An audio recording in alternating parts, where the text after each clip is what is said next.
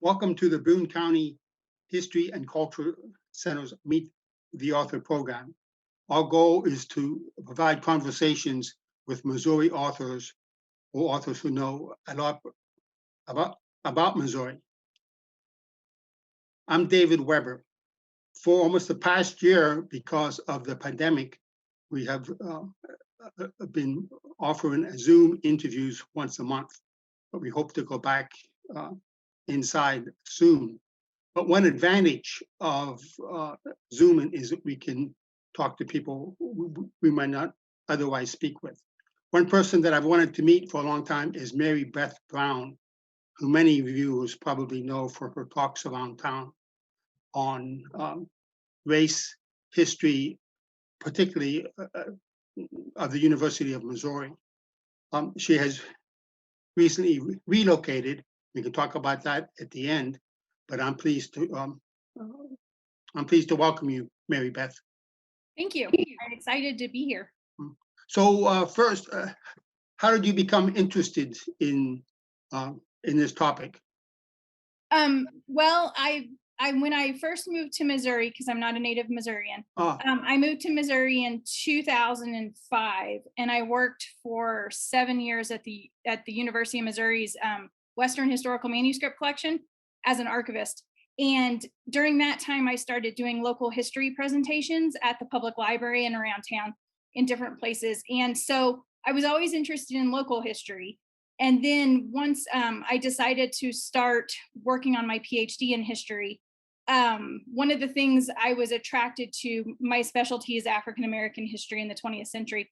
And one of the things I was attracted to was the role of students and high school students and how they were involved in civil rights activism, and just kind of looking at this idea that younger people have more agency and initiative than sometimes we give them credit for, especially with areas of civil rights activism. So I started looking at, more at student activism at the University of Missouri, and found that, first of all, we had civil rights protests and sit-ins and boycotts earlier than that. February 1st, 1960 sit-in at the Greensboro, North Carolina, that everybody kind of associates with the beginning of this wave of student activism throughout the South. But we had sit-ins that aligned more with several in the Midwest and Kansas, and also in Oklahoma City, that occurred before that 1960 date, and that sometimes they're overlooked and their significance is overlooked. So I wanted to start looking into those. And as I was looking, I started realizing ours actually go back earlier than 1958. So I started digging in more to that and decided to look at University of Missouri alongside our longtime rival, University of Kansas, and look at the different activities of the student activists at both universities to see what came out with that. So one of your publications I've looked at is in a book, Black Resistance in the Americans, and I particularly liked the name of the chapter title, "Unlikely Agents of Change," where you discuss, I guess, the Missouri board of curators and some legislators, but also students in the 40s. So this would have been after the Gaines decision. What year was that? Gaines' decision was he started it in 1936, and the Supreme Court decided in 1938. And then you had Lucille Bluford right alongside that decision. So, and she, I believe, she's the first African American student at MU. No, she applied. She wanted to go to the journalism school and graduate. Oh, that's right. Or the graduate school in journalism, and they kept denying her, so she kept reapplying. Yeah. So why don't you tell us more about who some of these unlikely agents are? So one of the things, when I was looking at the desegregation of our university, and looking at the traditional desegregation narrative that we have, that focuses, and rightfully so, it focuses on the role of Gus Ridgel as being as suing the university, and then the court deciding that yes, the university had to change their policies and admit Gus Ridgel. But also the idea that there were two other students who were involved in that case, Albram Jr. and George Horn. And they were wanting to attend Rolla to get engineering degrees. And at the time, Rolla was under the University of Missouri. We were separate campuses, but we were all under the same administrative umbrella. Mm-hmm. So attending MU meant they could attend Rolla too.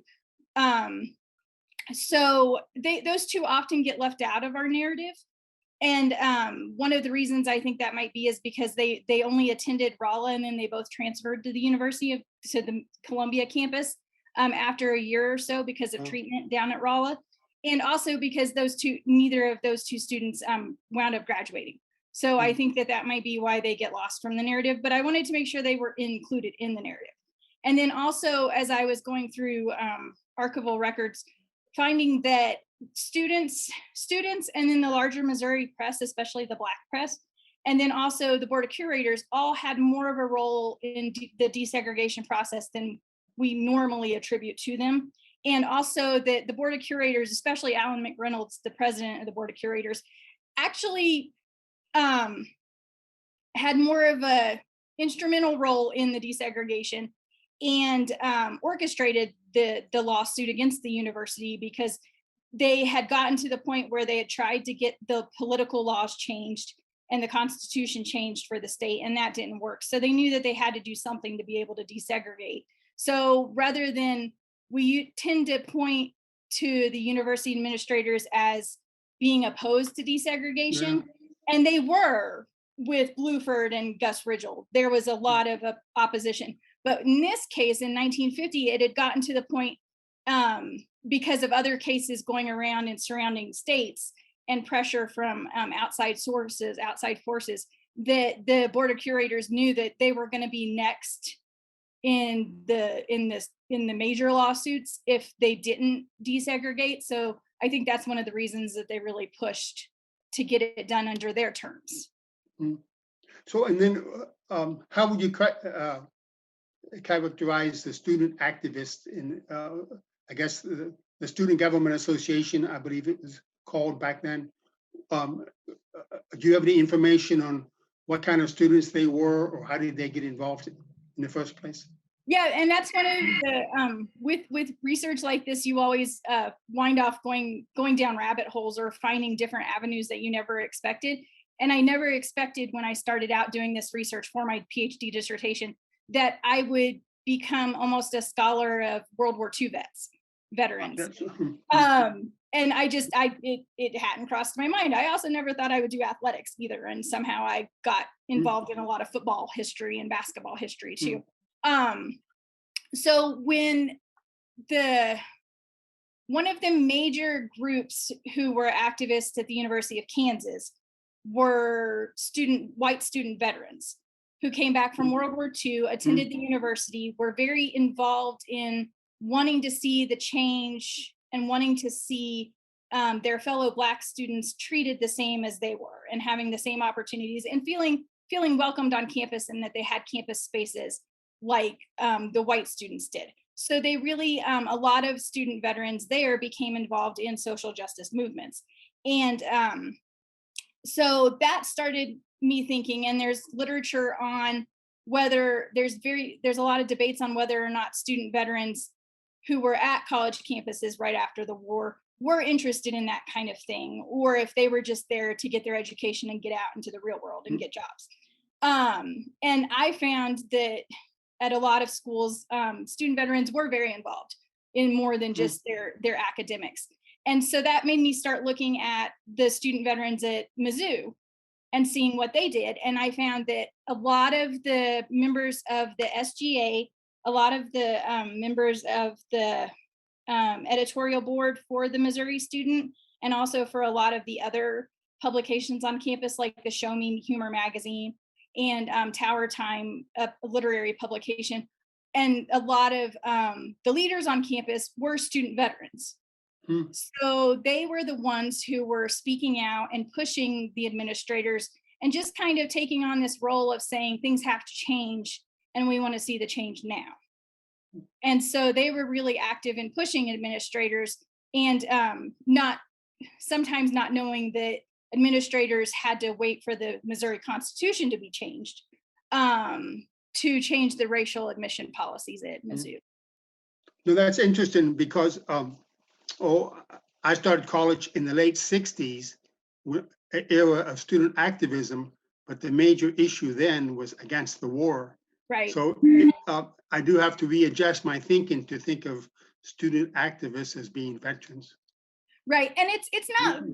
I think because I've studied the 1960s ones as well, and sometimes those are more evident because you have the open sit-ins and you have the open protests on campus, and students are a lot more vocal. Whereas with this post-World War II period, it's a lot more covert activism. They're using their voices in editorials. They're not necessarily out there protesting where everybody can see them, but they're using their voices to push for change. Yeah. So, and that group would actually be part of the greatest generation, wouldn't it? Yeah. World War II vets. Yeah, that's interesting. Is there much history about veterans' involvement in student activities in the 50s? There's a lot on Black student veterans because there was definitely an increase in civil rights activism among Black veterans. And once they returned from the war, because as with previous wars, they faced a lot of racial injustice and a lot of racial violence when they returned. And this idea that pervaded or that was popular with the Double V campaign during World War II, where people wanted freedoms abroad and then freedom at home as well. Yeah. So there's a lot on Black veterans, but there's more and more, I think, coming out as we start looking at different campaigns, but still not a whole lot. I mean, there's more on activism among white student veterans who are pushing for things like rent control and their tuition through the GI Bill, and just different aspects of the GI Bill that were being threatened to be taken away over time once they came back. There was a lot of activism among white veterans for those kind of issues.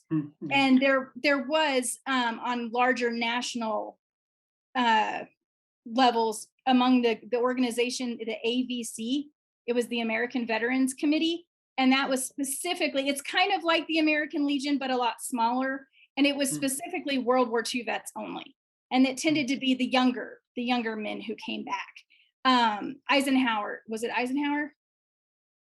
Eisenhower Roosevelt's son was a member, I think it was Eisenhower. Sorry. He was a member of the AVC on like the national level. He was a pretty prominent member. And one of their tenets on the national organization level was civil rights. So there was a movement among that group to push for civil rights across the country in various ways. And that's actually my project I'm doing right now, is I'm looking at the AVC and looking at activities among these student veterans on college campuses, because veterans who weren't students were also involved in the AVC. But looking at the student veterans specifically on different college campuses and looking at the activism they were doing for civil rights in their communities. So that's my current project. So that's why I know a little bit, or I'm talking a little bit more about the AVC, because there just doesn't seem to be a lot on that type of activism. Yeah. So it's very interesting.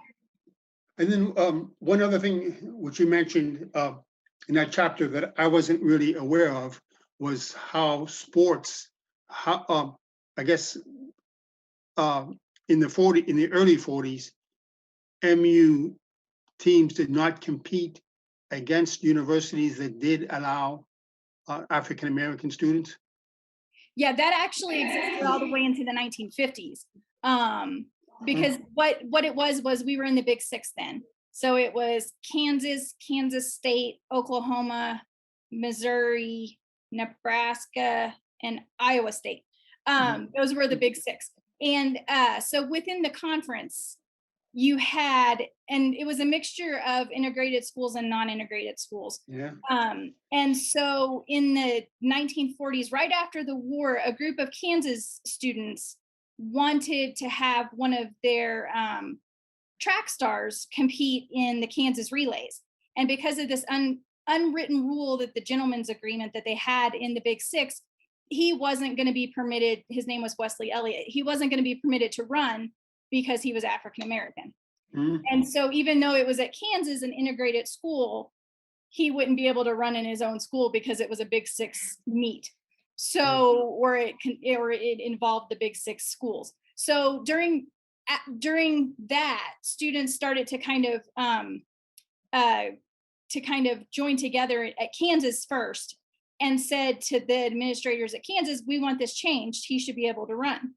And so Kansas and Nebraska students especially, and some Kansas State students got involved as well, were really pushing their school representatives for the Big Six to change that. But Missouri and Oklahoma were the two holdouts because they were also the two segregated schools. Two segregated schools in the conference. And I think Oklahoma had more sway because they were the football powerhouses of the time. And they just, it went between board of regents or their board administrators and state legislatures, and just they refused to play any teams that had African American athletes. Or you could have African American athletes, but they couldn't come to your campus and play. Or if Oklahoma, say, went to Kansas, they didn't want them to participate in Kansas. But it was okay if Kansas and Kansas State played and the students, the African American athletes, played in those. They would be okay with that towards the end of the 1940s. And actually, President Eisenhower's brother was president at Kansas State at the time. And he kind of went around the rest of the conference and said, I don't care, we're going to play our players. And so he's kind of the one that desegregated the Big Six essentially, because he just wanted his students to all play. But yeah, Missouri and Oklahoma were the longtime holdouts, and Missouri students even joined some of the Kansas students and Nebraska students meeting to say that they supported desegregation of the athletics, but it went further up than that. And Oklahoma too had inklings of pushing or changing their decision on it too, but I think the state government kind of frowned on it as well. So it took both schools a little longer. And was there a official end to that gentleman's agreement, or did it just sort of evaporate? Well, what actually happened was, instead of being an unwritten rule, the Big Six representatives made it an official rule. After students started speaking out against it. So it became an official rule. And then after, it took a few more years, but I think that's a little outside my time. I imagine that they wrote a new rule to reverse it. So that could have been into the early 60s by then, couldn't it? I think it was the late 50s. I would have to look. I can definitely get that to you because it's in my presentation.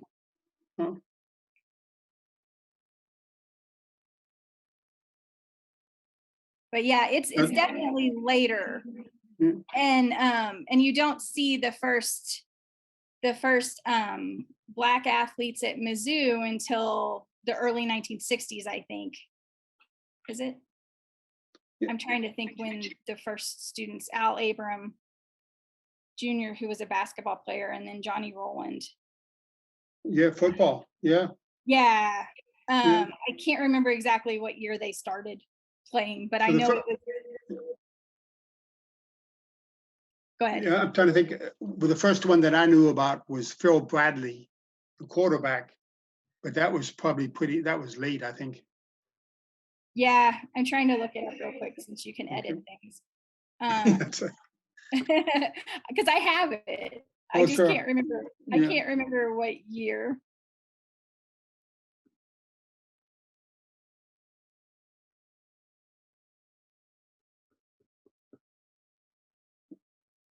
Okay, here it is. 1956, Albram Jr. joined the basketball team, and he became the first Black athlete to receive an athletic scholarship. How about that? Huh? He was the And- first. He was the first Black athlete to receive a scholarship Hmm. or an And athletic. he played in the NBA, I believe, didn't he? I don't know. Yeah, I know but this is where my lack of sports knowledge comes in. yeah, comes the problem. that's not your dissertation. Yeah, yeah. Well, and I just don't know enough about sports.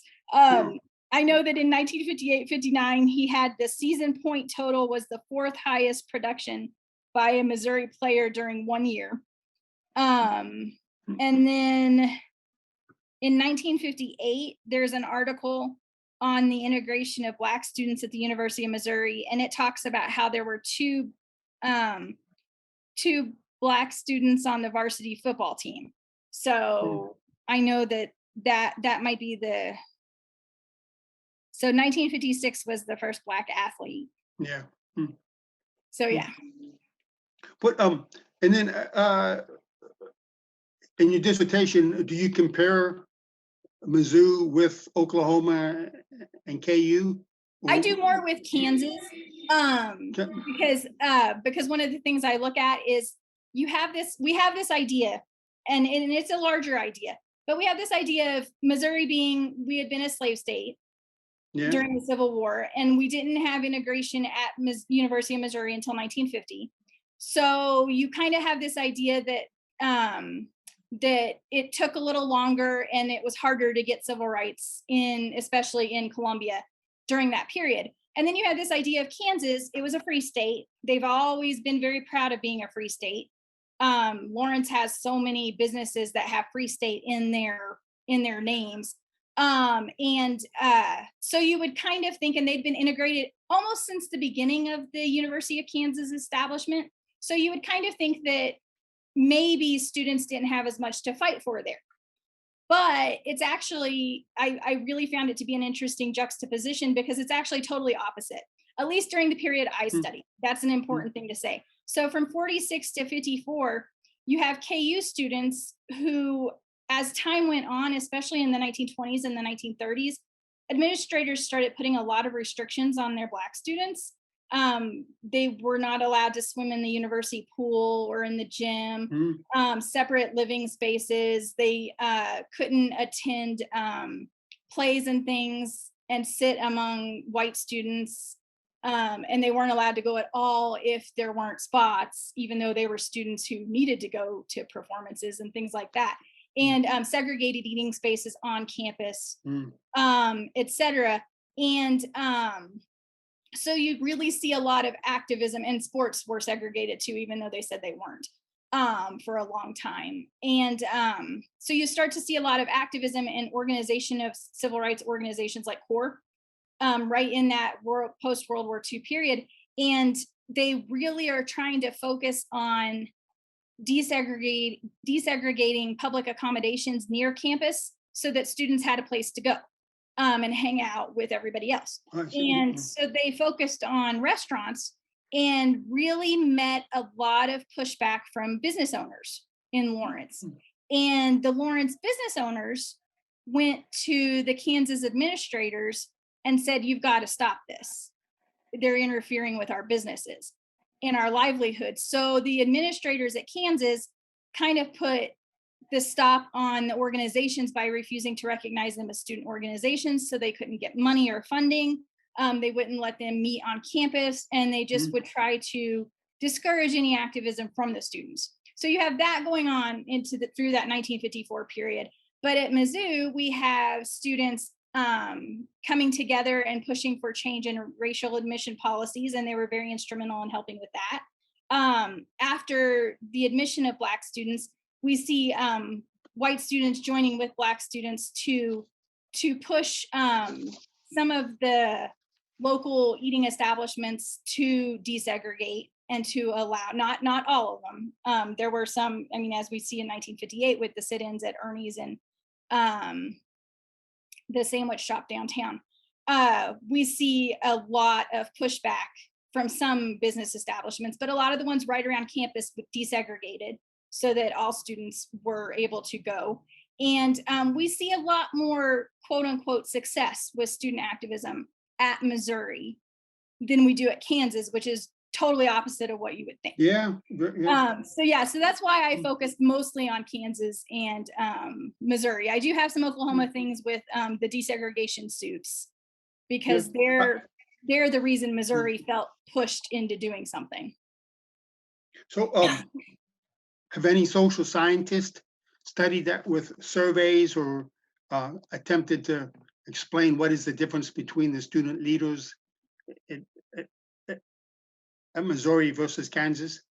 No, not that I know of. That's fascinating. Yeah, that's one of the reasons I chose to do my topic, because there's just not a lot on it during that period. A lot of times I think it may be because more exciting things happen in the late 50s, early 60s that it's mentioned.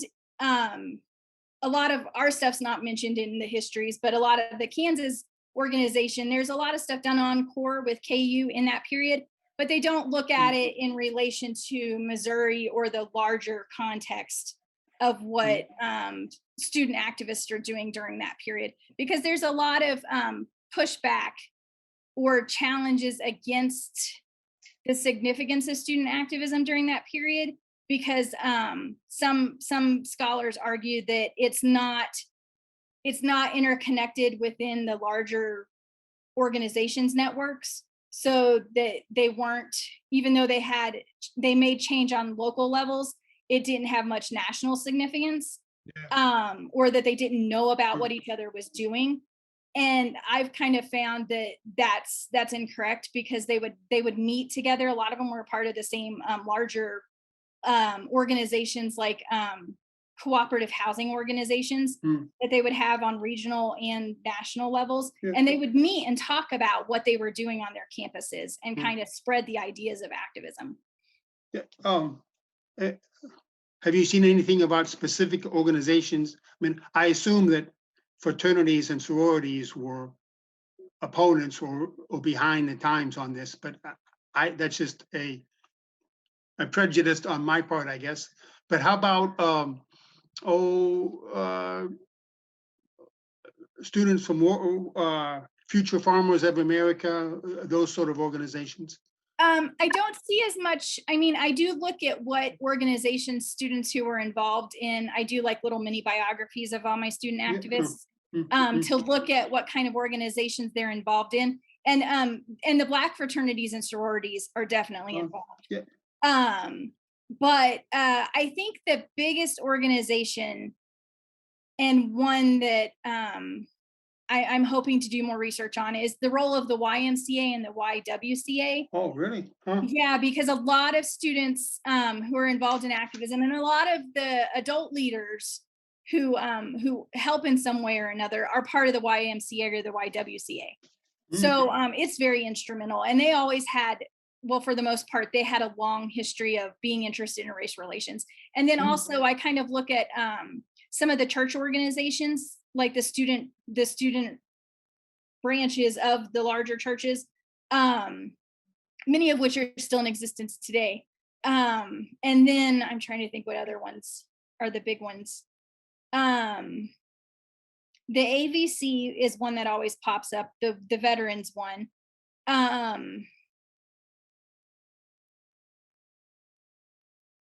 Those are all the ones that are on the top of my head. Did you notice anything? I'm sure you know about TAP Day and honorary societies and stuff. Were African Americans included early in that? I don't know. Q or Mystical 7 or anything like that? Yeah, no, I don't know that. Yeah, that would probably take some diving into the Savatars and looking at images to see who was tapped every year. But yeah, no, I don't know about that. So what have you met some of these people, like Gus Rigel, for example? I know that name, but I never met him. Did you have the opportunity? I did have the opportunity to meet him twice. He came to Mizzou. I think it was the same trip, but I got to sit down with him twice. We didn't talk about student activism. Anytime I would ask him about his early days here, it was just something he didn't seem to want to talk much about. But he was more interested in the fact that I grew up in West Virginia and his wife is from West Virginia. So we talked about West Virginia. But I taught 4 years in West Virginia. Where at? West Virginia University. Oh, okay. Yeah. I went to Marshall in Huntington. So. Oh, is that right? That's my undergrad alma mater.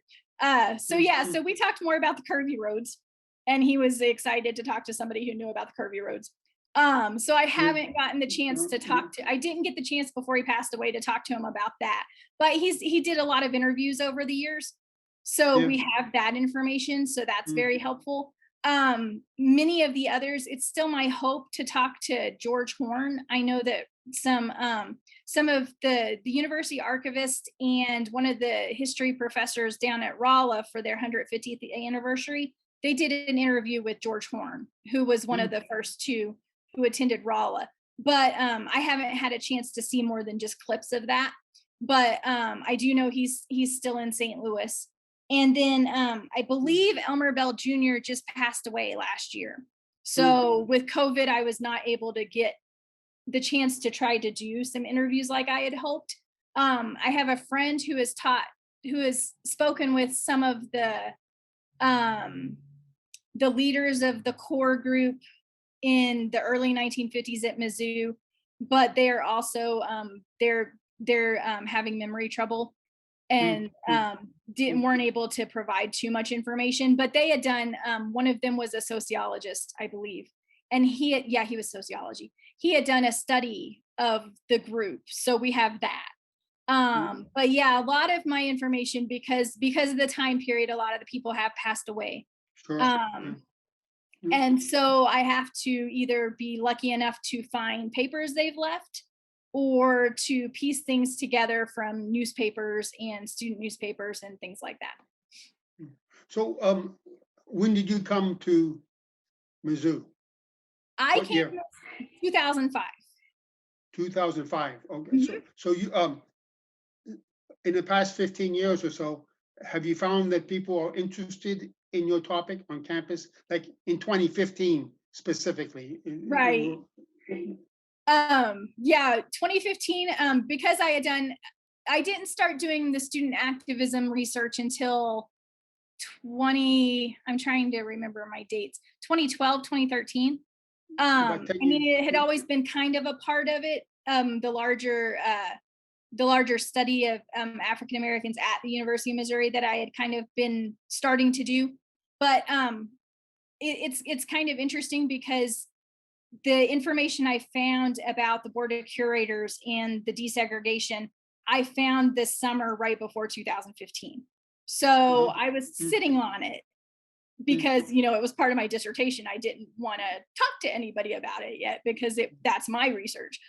So I just kind of had to keep that in the back of my brain during all of 2015. But since I had done research on other aspects of student activism, I did talk to a lot of reporters in 2015, especially about similarities between what was going on in 2015 and some of the earlier protests like the anti-apartheid, the divestment movement that happened in the 1980s. We talked a lot about that. I talked a lot about that with reporters. And I talked to a lot of the students too. So. And then I know that we have a McReynolds Hall on campus. We do. So that, which I think is going to be demolished along with 5 or 6 other buildings on campus. It's not on the list. It's not on the list that I know of. It's not? Oh, good. No, so, McReynolds and McDavid are that's right. Yeah.